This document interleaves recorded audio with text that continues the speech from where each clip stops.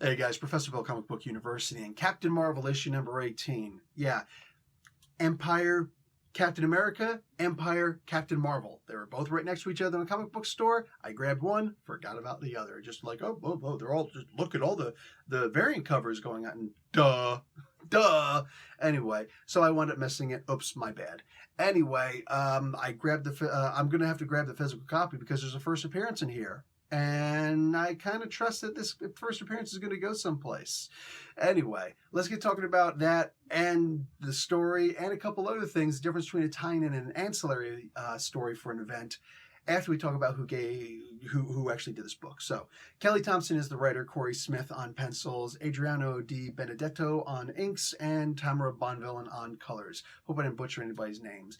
VC's Clayton Cowles on letters, and George Molina doing the cover art, Dan Mora and Tamara Bonvillain doing the variant covers. So, this is, in fact, a tie-in, not an ancillary, which would be like the current Captain America issue number 1 that came out, or the Savage Avengers issue number 1 that came out. See, there's already regular series of those, but they have their own story going on. So instead, they were like, no, we're going to opt out. Ta-Nehisi Coates like, I don't want to have anything to do with this event. So no, you want Captain America to do something cool, have somebody else write that comic book. I'm writing my story. Whether you like or dislike his story has nothing to do with the subject on hand. He says, I don't want to do it because it doesn't have anything to do with the story I'm telling. And that is the kind of information that I want to hear. That's exactly what I want to hear from my writers. You're going to tell your story, and you'll be damned if somebody else is going to tell you what you're going to or what you're not going to write. Kelly Thompson accepted the responsibilities of doing this, much like Jonathan Hickman accepted the responsibilities of doing a tie-in. So it's going to have something to do with the event, but it's also going to have a lot to do with the story that I'm already telling or that I'm going to tell. In this particular case, the story that Kelly is about to start telling. So in the Empire event, in those pages, we see that Slott and Ewing made, and it may only make sense, made Carol Danvers an accuser. Freaking fantastic. I don't believe it might have been Kelly's idea, but if it was, I'm really disappointed that one, she wasn't given credit for that in the comic book itself, Empire. There should be a special thanks, or whatever to Kelly Thompson because, hey, Thompson does it. Thompson's done. She's given special thanks to people in her comics before. Boom, that's the way you do things, right?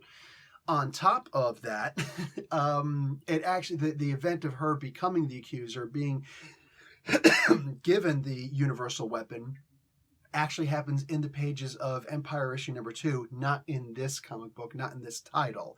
So there's that. There's those two things.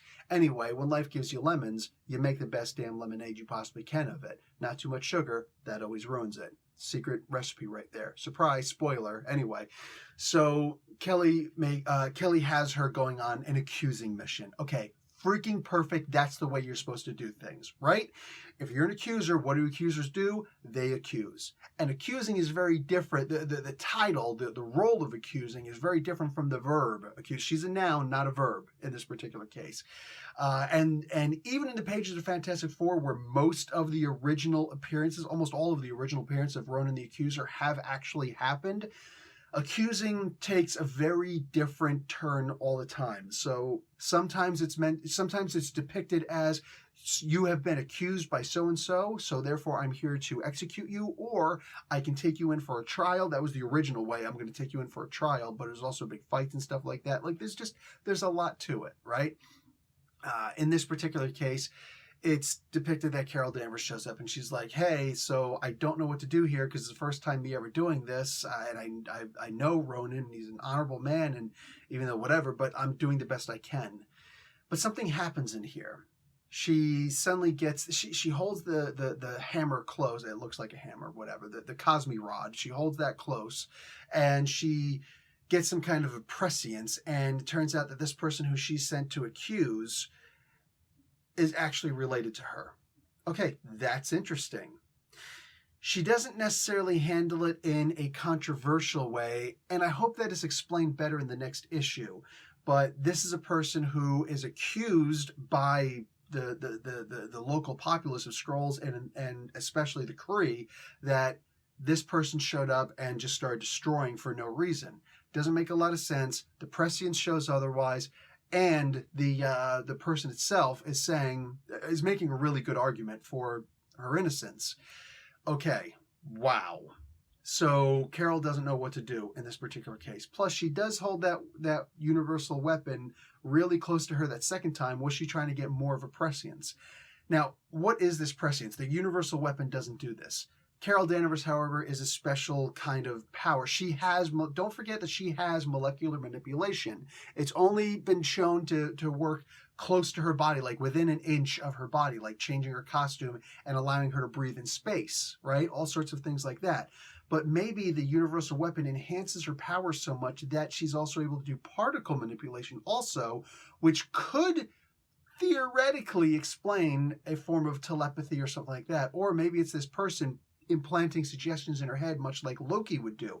I don't know yet. I'm speculating because the answer hasn't been given to us yet, but I'm looking forward to them. I'm also looking forward to see a lot and what's going to happen with this new character. First appearance, major important first appearance. Let's just look at issue number 1 and issue number 8, respectively, of this very title, right? The first appearances seem to actually not only be a big deal as far as, wow, excellent storytelling, but also really important if you're just going to start trying to flip comic books, right? If you're going to start trying to sell comic books, boom, pay attention. Kelly Thompson is a writer that you're going to want to follow if you're looking to make a big hit on eBay or wherever you're going to be selling your, locally on Facebook Marketplace, whatever, trying to sell comic books.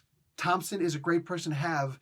Maybe have a pull list where you got the first, like 2 issues being pulled out, right? 2 copies of issue number 18, 2 copies of issue number 19, whatever. If that's what you want to do, you want to start flipping books, whatever. Hey, anything that's going to bring up the sales of this comic book. Because if you want to make money off of these, but these are good books. And Thompson is a great writer you can do that with. So honestly, why those sales are so high? Honestly, my question is, why aren't they higher? She's been proven to be able to make people money even outside of comic books by flipping some books. I'm putting that out there. That's why I got to make sure I get my hands on the physical copy, damn it. Anyway, of all the books I would freaking miss the physical copy of. So I loved this book. I love this. I can't wait to see what's going to happen further. Also makes sense that Carol Danvers, of all people, would be the one person who'd be able to lift that, or one of the only people, maybe possibly Absorbing Man also, who can handle, just even touch that weapon, God forbid actually wield that weapon. It's not a worthy thing. It's got a failsafe that unless you're in the accuser armor, it will electrocute you. But Carol's main power, well, her most powerful power is the ability to absorb energy. So that would only boost her, right?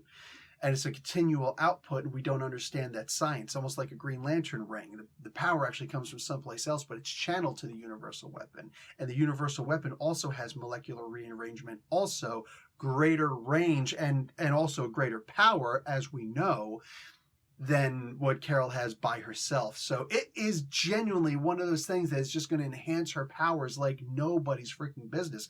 I hope she keeps this more than just 2 or 3 issues. I really hope she keeps this weapon for a whole lot longer, because great stories can be added with her being an accuser.